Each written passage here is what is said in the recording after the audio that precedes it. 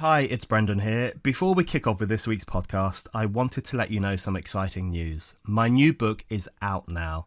It's called After the Pogrom, 7th of October, Israel and the Crisis of Civilization, and it's available right now from Amazon. I'm really proud of this book. It is an unflinching account of how the West failed the moral test of 7th of October 2023, which of course is the day that Hamas and other militants invaded Israel and unleashed barbarism.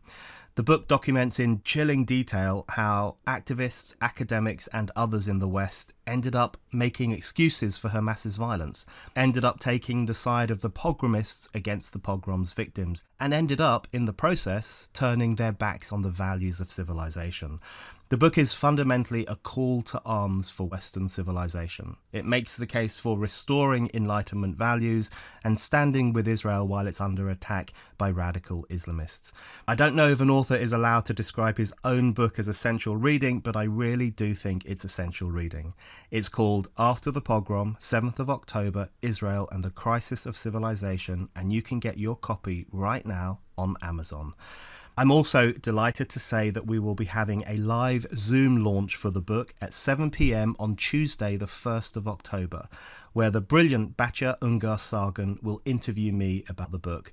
This is a free event, but it's exclusively for Spike supporters. So if you are a Spike supporter, you can claim your free ticket now in the online supporters hub. If you're not a Spike supporter, now is the perfect time to become one. For as little as £5 a month, you will get loads of perks, including the ability to come to live events like this one. Go to spiked-online.com/supporters and become a supporter today and claim your ticket for our live Zoom launch on Tuesday, the 1st of October. Finally, if you want a signed copy of the book, and why wouldn't you, you can get one by donating £50 or more to Spiked. Just go to the Spiked website, look for the donate button, donate today, and you will get a free signed copy of After the Pogrom, 7th of October, Israel and the Crisis of Civilization. Hello, welcome back to the Brendan O'Neill Show with me, Brendan O'Neill, and my special guest this week, Ruy Teixeira. Ruy, welcome to the show. Thanks for having me, Brendan. Look forward to it. I should say welcome back to the show, of course, because we had you on recently talking about the changing nature of voting in America, the importance of class, what's happening with the Democrats, what's happening with the Republicans, all that good, fascinating stuff. And I want to ask you about that stuff again, and how the election is changing or how it's progressing and what's going on in America. But I want to kick off by asking you about a piece you wrote recently, which had a very dramatic headline, which was "Forget the hype. It's still a working class election." And it's a great piece. I recommend readers look it up. But it might come as a surprise to some people, especially those of us outside of the US, because we see the whole presidential election being filtered through social media, mainstream media. To us, it looks like it's all about childless cat ladies, Kamala Harris's vibes, Oprah Winfrey, assassination attempts, of course. It seems that there's a lot going on, but for you to call it a class election will strike a lot of people as quite interesting and possibly unusual. So could you just explain to us why you think this is still fundamentally a working class election? Well, I mean, on some very basic level, if you look at the structure of the U.S. electorate, it's about 2/3 non-college educated or working class in terms of eligible voters, about 3/5 in terms of likely turnout. It's higher than that in the swing states. I mean, in every single one of them. And of course, in a lot of those swing states, like the Rust Belt 3 in Michigan, Pennsylvania, and Wisconsin, the working class is heavily skewed toward white working class voters, which has been a very serious trouble spot for Democrats forever, and the reason why Donald Trump won the first time. So if you look carefully at the trends in the American electorate, look carefully at the polling data we've seen so far this cycle, it's very clear. In a way, it's a contest between Kamala Harris's ability to jack up the college-educated vote and hold down her losses among the working class, and conversely for Trump to build in his advantages among the working class, which are quite evident at this point, including getting a much larger share of the non-white working class vote than Republicans are used to getting. So that's why I say in the end, it will be a working class election. It'll come down to the preferences of the working class and whether enough of those people can get kept down on the farm for the Democrats and how many of them defect to the Republicans, because that's where the real swing voters are, in my opinion. And I think that's really what it's all about. Again, you look at the most recent polling data and it's very clear. I mean, Harris is overperforming Biden among the college educated, and she's underperforming among the working class. Yeah, that is what's most fascinating about Kamala Harris. And I want to come back to that question of why she's appealing to some people and not to others. That's a very useful outline for why you think this will be an election decided by how the working class vote moves, where it goes, who they give their vote to. So is it simply the case that there is a huge disconnect between the obsessions of the media class and the reality on the ground? I mean, not that that will be a news flash to many listeners. There's always been that disconnect between the kind of coastal elites, I guess you might call them in the US, and the concerns of ordinary people. But it seems that that disconnect is even larger than normal because, if you look at what makes the headlines, certainly what trickles through to us outside of the US, it's white dudes for Kamala. It really is the cat stuff, whether it's cat eating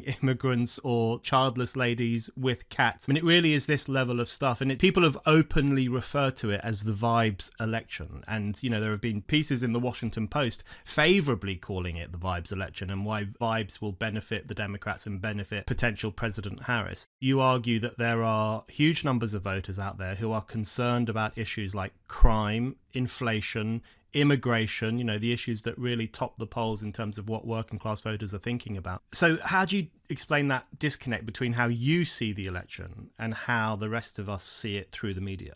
Yeah, well, the media isn't a completely innocent and objective actor in this caper, this election. They may come as a shock to you, but it's just the case that whenever someone like Trump or Vance makes news saying something that's totally off the reservation in terms of the cultural proclivities of the educated class in the United States and the media, it gets enormous coverage, right? It's blown up about to the maximum extent it can be. There's a lot of tut-tutting. There's a lot of sort of rending of garments about how awful this is and how xenophobic and racist, and just shows how crazy Trump is and how he must be stopped. So you get a kind of weird combination of coverage of something that, reasonably enough, it's a bit of news when Trump repeats the stuff about people chowing down on cats and dogs, but it becomes greater than that because it occupies so much headspace, so much brain room in the minds of the people who actually cover the campaign, who write about it, who comment on it, and it goes on forever, right? It's not like it just happens and then they mention it, briefly explain it and move on. No, it gets talked about for weeks. So, there are people who argue, well, this is just Trump's 8-dimensional chess because this way everybody's talking about immigration. But, I don't think that's really what it is. I think Trump is Trump. He says weird stuff. And whenever he says something that walks into that point of view that the media, the shadow party, and the nonprofit industrial complex has about this election and about Trump, it will get endlessly covered. Despite the fact for the working class, this isn't a big deal. This is not what they think about. This is not what they worry about. For them, this election is about much simpler things like, what are you going to do for me? What about the problems I've had with inflation? What about immigration? What about crime? What about my prospects for the future? What about my family? What about where I live? The level at which these kinds of disputes, these discourse kind of memes are present in the lives and in the minds of working class voters is just way different than it is for the kind of people who are 100% for Harris and the kind of people who write about the people who are 100% for Harris. The vibes election, right? That was essentially driven by the first few weeks of the Harris campaign, where basically all she was doing enthusiastic rally, talking to anybody about anything. Democratic enthusiasm was through the roof. That was a fair thing to cover, but it kind of bled out into this entire characterization of the campaign, which left out a very important issue. Like, what do normal people think about this? What do people who are not enthusiastic Democrats think about this campaign and about Harris and about what she's saying or not saying? That gets left out pretty easily. So I don't want to get all conspiratorial about it, but I do think there's a fit between the inclinations, proclivities of the people who cover campaigns and the Democratic campaign itself that has really redounded to Harris's favor so far.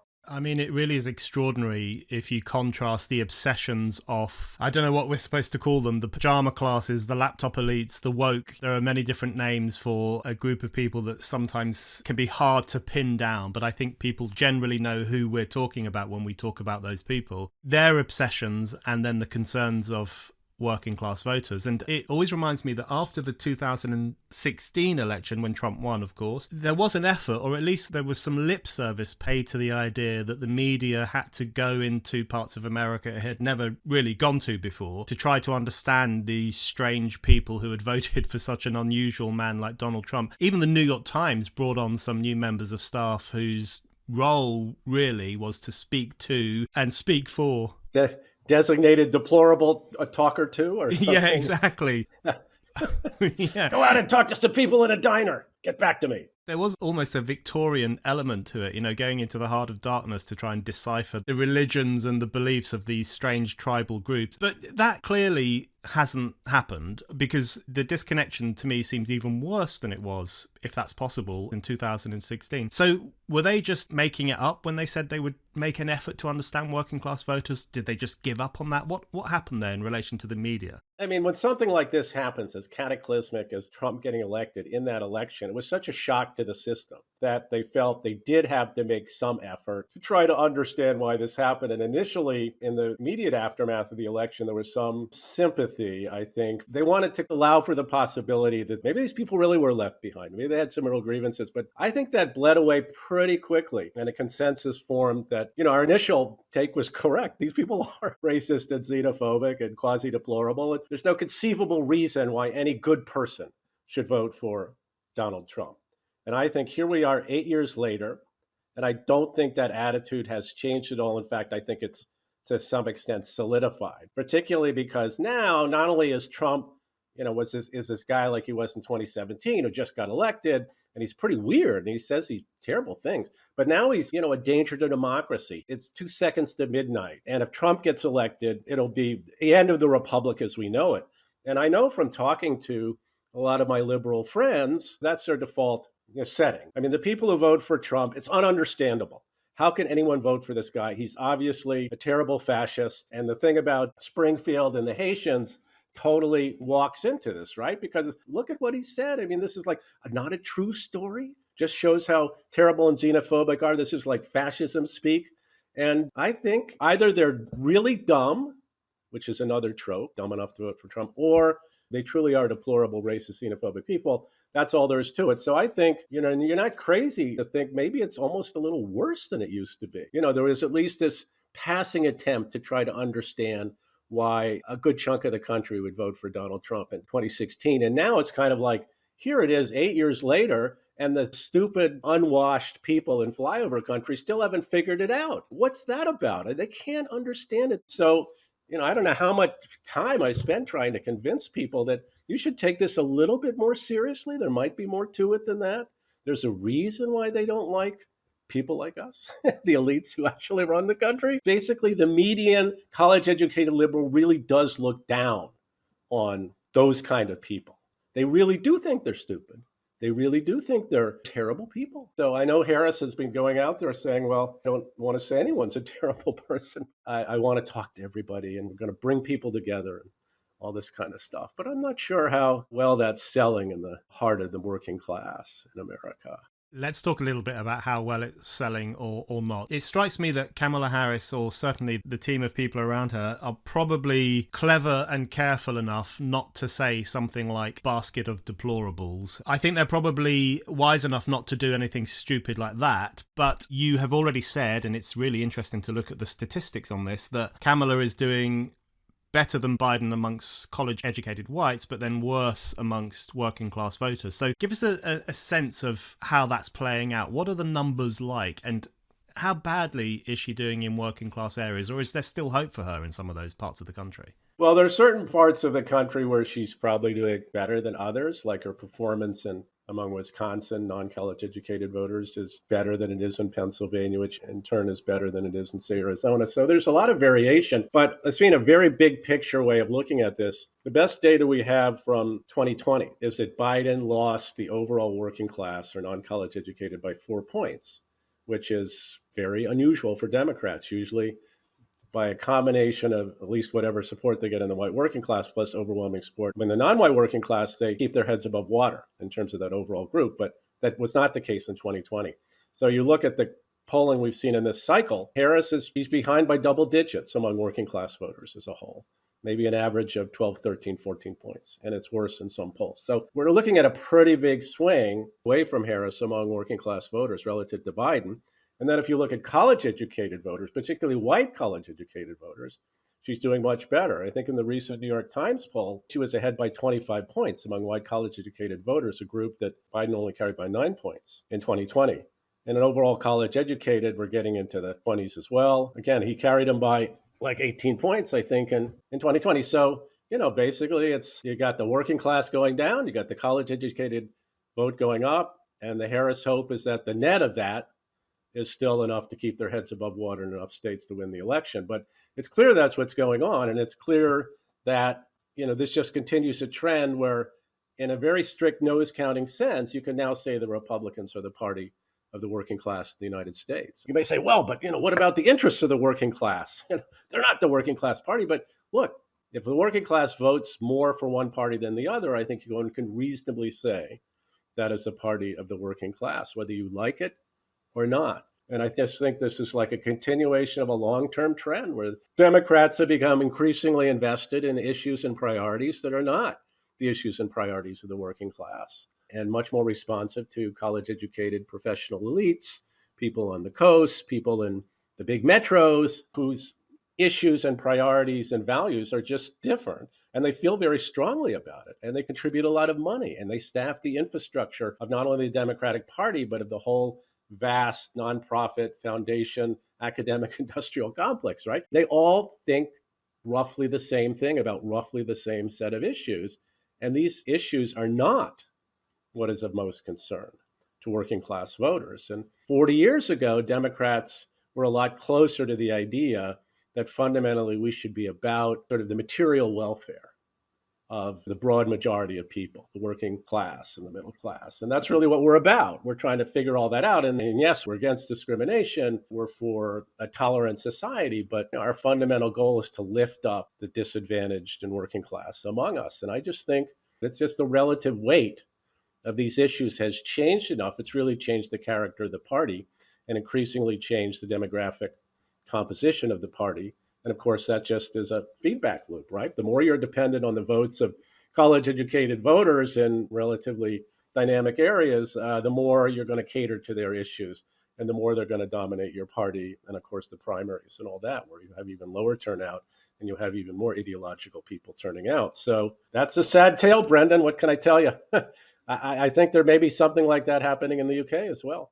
Yeah, I was just going to say that the class realignment in the US is fascinating. You've documented it in depth for some years now, and we do have a similar situation in Britain. Quite recently, the Conservative Party, for the first time ever, got more votes from working class people than Labour did, and we're seeing a similar dynamic across Europe. The old social democratic parties are becoming machines of the graduate elites, and the right is winning over larger numbers of working class voters than it did in the past. So it's a fascinating realignment that's taking place in different parts of the Western world. But I did want to ask you, what explains the differential between Biden's support amongst working class voters, which, as you say, was not great, and Kamala's support as shown by polls, which is by all accounts even worse?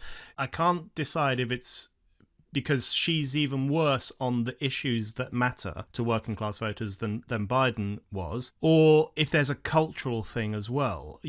She does strike a lot of people as a product of the elites, whereas Biden, for all his faults and recent frailties and so on, at least came up through politics as it was traditionally understood and is capable of having a conversation over a beer with a working class man in a bar. I'm not sure Kamala Harris would be capable of that. Is there a cultural thing here as well? Is it to do with maybe her accent, the fact that she was Attorney General in California, that infernal laugh, which I must say I find very unsettling? Is there a cultural thing as well as an issues thing in relation to her poor performance?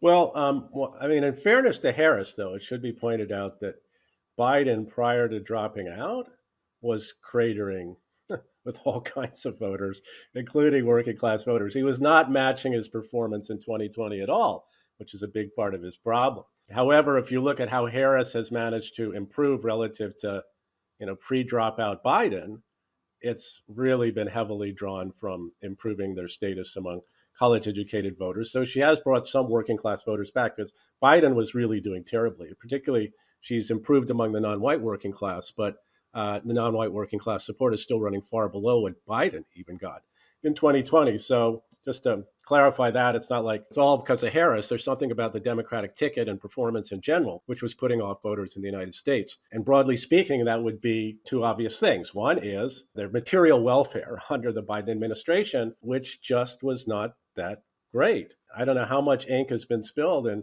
Democratic leading quarters trying to explain away the inflation spike and how actually, if you look at the data right and you turn it upside down and you use the right baseline, people are actually doing great. But the fact of the matter is, for most working class people, it's been slow going at best during the Biden administration, including a period when they really felt they were losing a lot of ground because the inflation spike was high enough. So people compare that in their minds to the pre-COVID era of the Trump administration. So there's widespread dissatisfaction with that. They don't think a lot of Biden's the Democratic economic management in terms of how it affected the working class. They're still really worried about all those issues. And then the second thing is, famously, the Biden administration did move to the left on all kinds of cultural issues, including immigration, including crime, race and gender stuff. And I would include climate and the environment as well. That was something that was not a priority of the working class, of the median working class voter, and it was very much a priority of the Democrats and the elites who ran the country under Biden. An enormous amount of effort and money and so on was devoted to this issue, and most people could care less about electric vehicles, getting a heat pump, and generally the idea that climate has to be like a number one or number two issue. If you ask a set of priorities of most voters, it'll be down around 13 or 14, and for the working class, more like 17, right? So this is really a triumph of the priorities of elites over the priorities of the working class. So that's another aspect to it. And then I think Harris is fairly viewed as a representative of that kind of politics and those kind of priorities.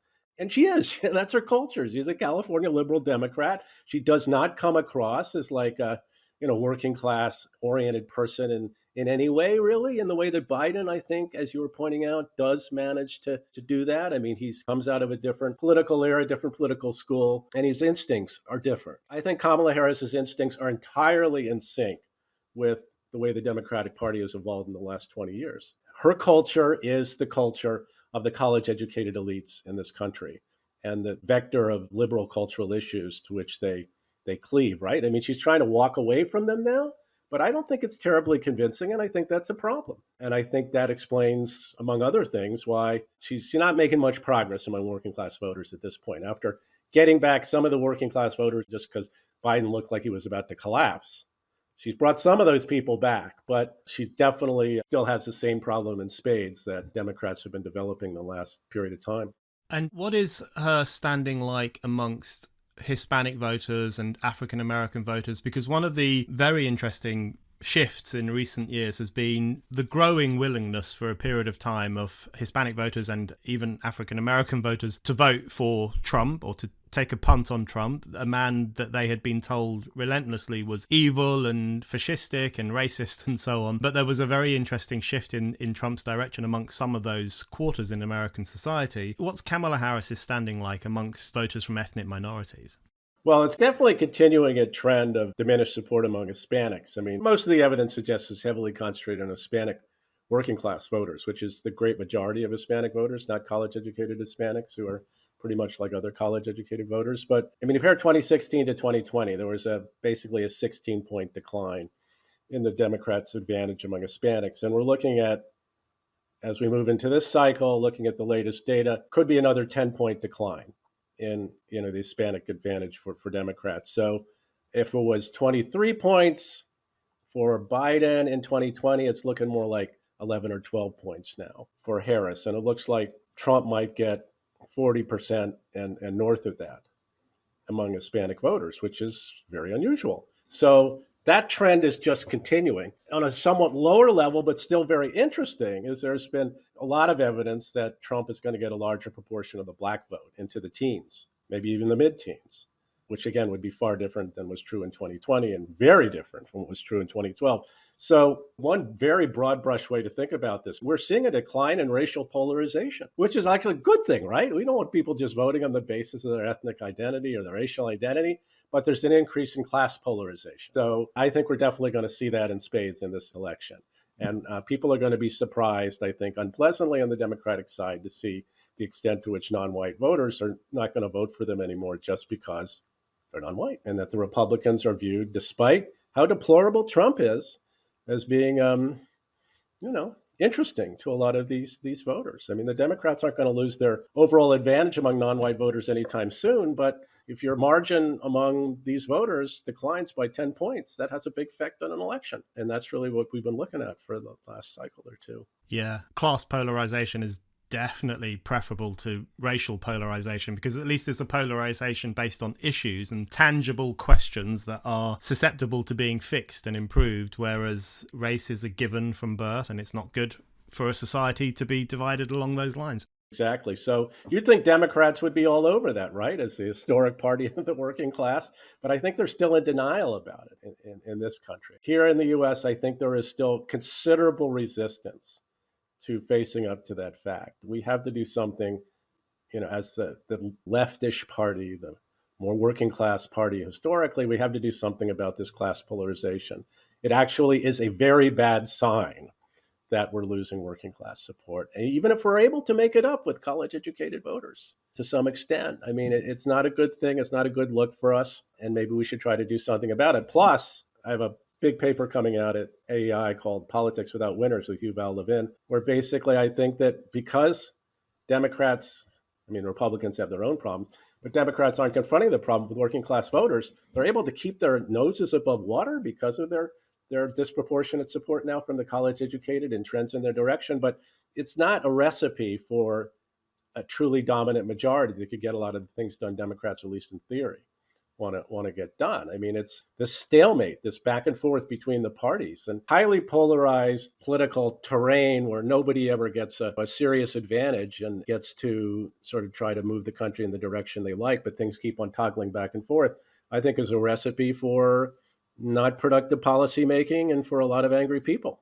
And I think that's what we have in the U.S. today.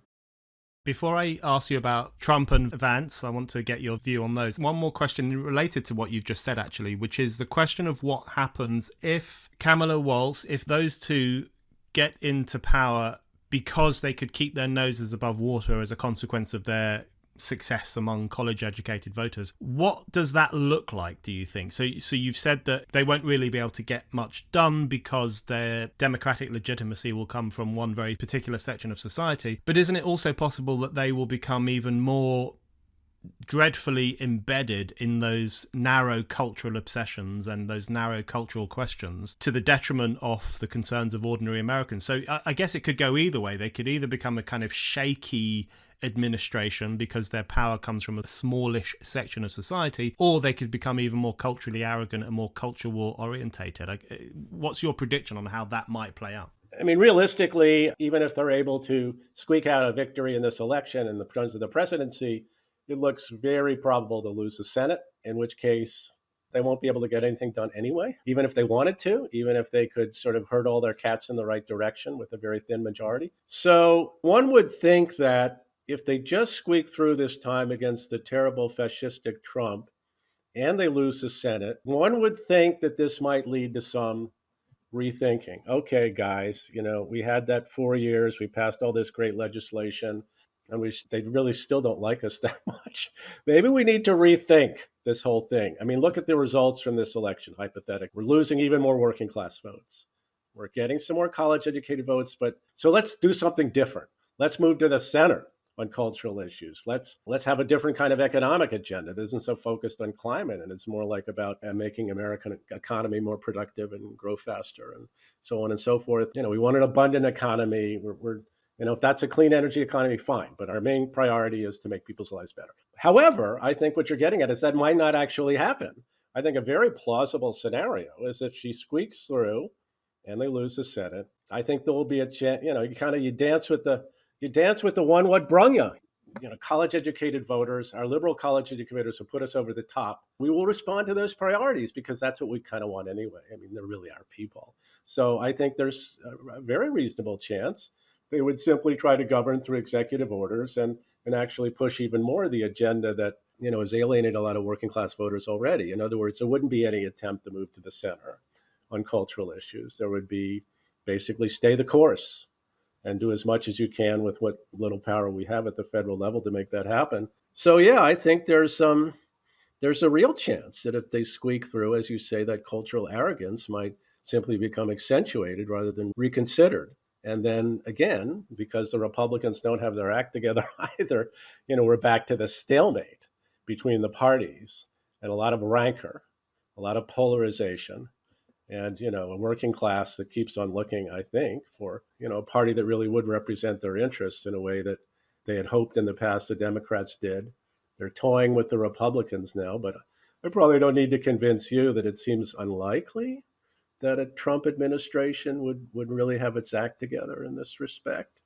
I mean, there is this slight problem that Donald Trump will be the head of the party, not Vance, who at least has policy ideas. Trump's not a policy guy, he just likes being president. So let's talk about Trump. I'm really keen to get your thoughts on Trump, because watching it from over here, it strikes me that he hasn't quite landed in the way that he did in the past. Let's just put it like this. My WhatsApp groups aren't blowing up about Trump in the way they have done in previous years. There isn't the same kind of excitement about him. And he seemed slightly out of sorts in his debate with Kamala Harris, whereas she seemed a bit more polished than she normally is and a bit more clear than she normally is. He kind of allowed her to dominate, and now he's not going to do another debate, apparently. Now, that might not be reflected in the polls. Maybe he's doing it better amongst ordinary people and their concerns, but that's my impression, that he hasn't quite connected in the way that he has done previously. Do you feel that? What do you think is going on with Trump and his impact in this election so far? Well, I mean, if you're talking about people's sense of what he would do if he was president, I think it is pretty vague. I mean, in some ways, he's running similarly than he did in 2016, but I guess when it was a little fresher. He proposes to be tough on trade. He proposes to be tough on China. He's talking about tariffs. He's talking about bringing back manufacturing. He's certainly not going to touch Social Security and Medicare.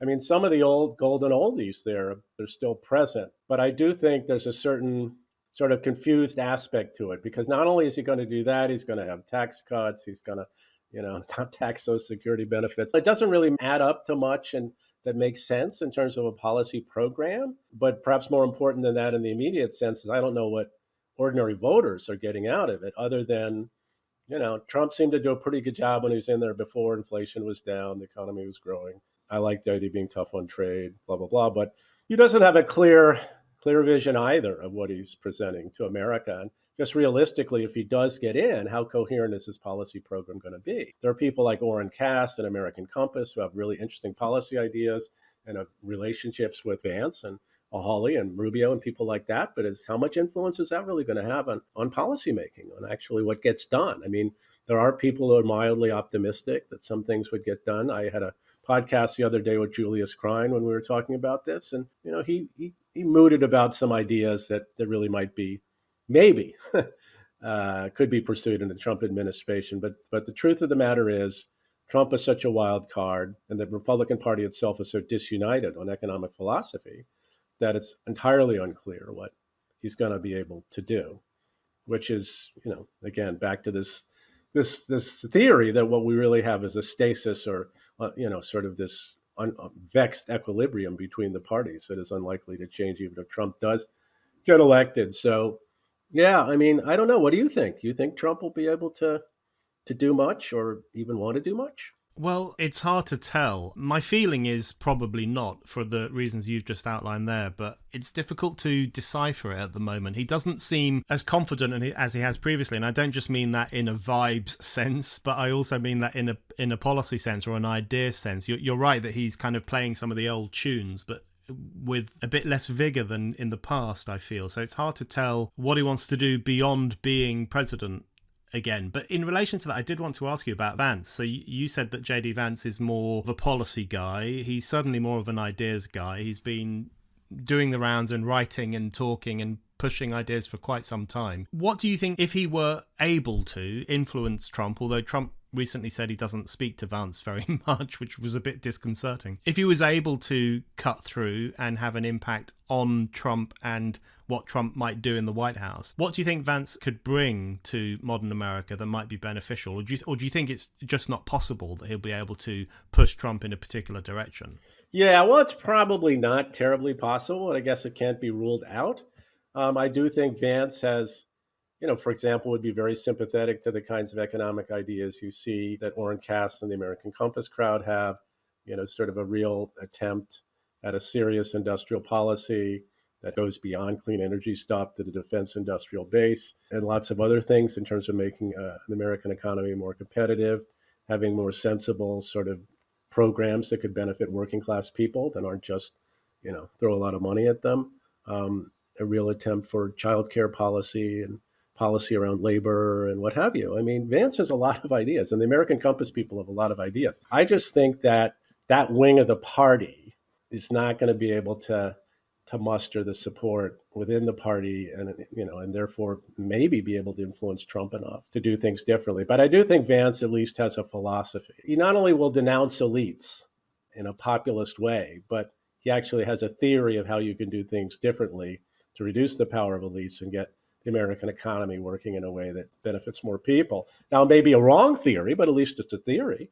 Whereas I don't think Trump has a theory other than I'm going to solve the problems. I will double your salary tomorrow.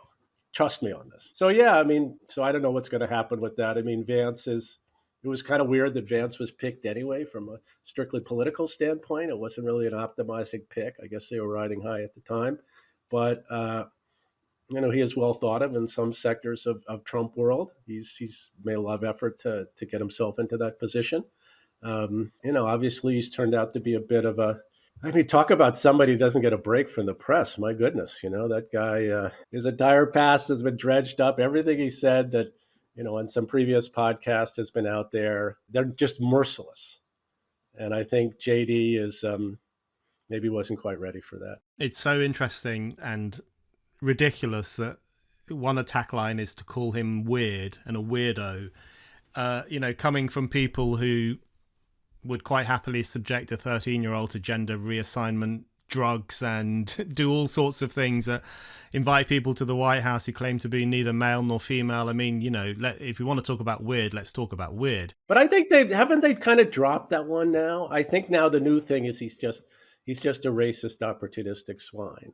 I think that's the new talking point. Yeah, they have dropped the weird thing and they've moved on to the next attack line. I did want to ask you about what do you think drives that animus towards him, aside from the obvious reasons, which is that he's the running mate of the horrible man Trump. Underneath the animus, is there also a fear, a concern that he might be able to connect with some voters? It does seem to me sometimes there might even be a classist element to some of the critique put forward of him, because people will know his background. Yeah, this overeducated hillbilly. How dare he? I think there's elements of that. This guy, he claims he's from the working class, but he's really, it's all fake. So he went to Yale Law School, and, it's just like, it just burns him up that he would purport to speak for the working class and sort of support the cultural values that a lot of people in the working class have, because that's not in their script, right? So I think he is a threat in that sense to sort of the worldview of a lot of these people. They'd much prefer to think of him as, an opportunistic, overeducated hillbilly who is like the pawn of the MAGA movement, rather than he's actually a really smart guy. And he really is a great American success story. What he's done with himself, come on. This is the sort of thing we used to celebrate. Some guy raised himself up from nothing in a terrible childhood, overcame all kinds of obstacles, and now he's super successful and he's incredibly smart, articulate guy. He's got all kinds of ideas. We used to celebrate people like this. Instead, it's, no, you're not the right kind of educated, intellectual, highly successful person. The kind of people who we like are the people who run, Silicon Valley firms or financial firms and so on, and have fundamentally liberal commitments on everything. Yeah, it's so striking that when Kamala says she comes from a middle-class background, middle class means something different in the US than it does in the UK, but she means she comes from a fairly ordinary background. That is celebrated, that is welcome, that is cheered to the rafters. And yet this guy who comes from a very difficult background and actually has moved up very high in the world, his story is treated with contempt. And I think you're right. It's because it's not even about the origins. It's about what they were willing to become once they went through the university system and the political system. Yeah, he betrayed his class. He was rising up into the dominant class, and he's a traitor. We gave him all these benefits, and he's a traitor. He's on the wrong side of history. It's the wrong side of politics. I mean, this is unacceptable. If we give you a Yale Law School education and your big success, you're not supposed to believe that stuff. You're supposed to believe other stuff. Absolutely. You have to be a traitor to the working class, not the chattering class. I did want to ask you about the assassination attempts. I can't believe that's now plural. Two assassination attempts on Trump. The first one quite serious and close. The second one not so much, thankfully. I was one of those people, I have to admit, when I saw the first assassination attempt, I was one of those people who thought, right, he's got the election in the bag. And I had to remind myself, actually, this is an election about issues, not about images. So just because he pumped his fist in the air and stood up and said fight, fight, fight doesn't necessarily mean he's going to win. But I was one of those people who thought, well, this is going to be a huge turning point in this election and possibly in American political affairs. Now, what is interesting is that didn't happen, or it seems not to have happened. And in fact, people stopped talking about that first assassination attempt quite quickly, and they now seem to have stopped talking about the second one as well, or it's certainly drifting from public consciousness. What impact do you think this rather extraordinary state of affairs, where one of the presidential candidates someone has tried to murder him twice, what does that tell us about American politics, and what's the discussion like around those assassination attempts now? Well, one thing it shows is how already polarized the election was. A lot of people already in their corners. So Trump did get a bit of a boost after the first assassination attempt, but it wasn't a big one. Then it was wiped out by the Harris secession, which was bigger news and longer news, and was more rapturously covered by the press. The second one, we don't have enough data yet to know. You can kind of detect some glimmerings of that might be helping Trump a bit, but one would not expect it to have a big effect based on what happened after the first attempt before Harris entered the scene. So, I just think that, we're just in this weird political place where even in events that cataclysmic, they don't really bend the conversation nearly as much as you'd think they would. People are just so hunkered down with their view, and the undecided voters are so confused that even an assassination attempt doesn't move the needle the way you might think it would. It's quite extraordinary. I mean, one thing about this latest attempt too, that I think there is a certain incentive to bury it a little bit, because the guy obviously was like, basically he was a leftist nut. He wasn't just a nut, he was a leftist nut. Now, I mean, the main reason he did this is he's a nut. Don't get me wrong. I'm just saying that, whereas the first shooter was coded as a, crazy mixed up, screwed up kid, which is what he was, the second shooter codes as, a leftist nut. So I don't think they want to talk about that much. And of course, we get all this endless debate about, well, who really provoked it? Was it the left provoking it because of all the things they say about Trump? But Trump created the atmosphere in which the left was accusing him of being a fascist. So, it's highly unproductive.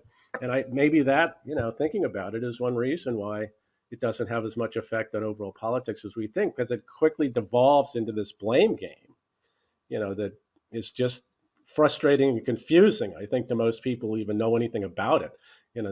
Democrats blaming the Republicans blaming the Democrats. Come on. I mean, aren't we all supposed to be? It's really bad when, people are shot, or, we attempt to shoot big political figures. I mean, that should be like the one thing everybody agrees on. But, in this crazy situation, it becomes this political football so quickly that, an attempt to really grapple with the idea. They tried to kill the, former president of the United States twice. Just doesn't have the purchase that you'd think it would, I mean, this should be monumental, but I think for a lot of voters, it's just like we live in a crazy country, and these parties, ugh. I think there's an ugh factor here. If you're a regular listener to this show or a regular reader of Spiked, why not become a Spiked supporter? Spiked Supporters is our thriving community of people who donate to Spiked, Anyone who gives £5 or more a month or £50 or more a year can become a Spike supporter and get access to lots of exciting perks. Spike supporters can comment on articles, get free and discounted tickets to events, get a discount on all items in our shop, and bookmark articles as you browse. This is our way of saying thank you to all of you who fund our work. Spiked is completely free, and yet you still hand over your hard-earned cash to make sure that anyone, anywhere can read us and listen to us. We're incredibly grateful for your generosity. If you don't give to Spiked yet, now is the perfect time to start. Just go to spiked-online.com/supporters to set up your donation and your Spiked supporters account. That's spiked-online.com/supporters. That's a point very well made. And you would think that, don't shoot people would be a message that everyone could just rally behind with no argument and no contestation. Okay, Ruy, my last question for you. And I feel it feels like a cheap question after all the brilliant analysis you've given us there. But I do want to ask you what your predictions are for the election. It can be very difficult to figure out, especially as an outsider. It can be difficult to figure out exactly what's going on, which is why it's useful to read analysts and commentators like yourself, who dig into the data and the polling and the issues-based concerns of voters. But if you had to put some money on it, what do you think is going to happen in the election? Well, I predict either Trump or Harris will win. I'm gonna stick to that. It really is very close to a 50-50 race now, and if I was putting my money down, I might almost be tempted to just flip a coin and bet on whichever side comes up. Heads it's Harris, tails it's Trump. If you look at the latest odds from Nate Silver, whose model I tend to trust more than the others, it's like 53% Harris, 47% Trump. So if you give me you give me odds that are based on that, I guess I could take either end of that. But I don't have a strong feeling. I feel like some days I wake up and I think Trump is just such a terrible candidate that and the polling has been pretty good for Harris lately. She'll wind up pulling it out. It can't possibly be the case that Trump, as bad a campaign as he's running, can win. But then I compare how Harris is running now to how Biden was running in 2020 and Clinton in 2016 in terms of the polling data. You allow for the fact that the polling was pretty bad in some of these previous cycles in terms of how they basically overestimated the Democratic vote, underestimated the Trump vote. And it seems plausible that could happen again. I mean, there's something called partisan non-response bias, which is basically certain partisans are more likely to respond to a poll than others. And I think we really could have seen some of that right after Harris came into the race, and it still could be affecting the polling that we're getting. So if you believe that, then you would think Trump would wind up pulling it out, because not only is he very close now, but his vote may be underestimated. Arizona, North Carolina, Georgia, if he gets those three, which he's ahead, pick off Pennsylvania, it could easily happen. The polling itself is like as close as we've ever seen at this point in the cycle. So that's why I couldn't confidently say I think either one of these putzes is going to win.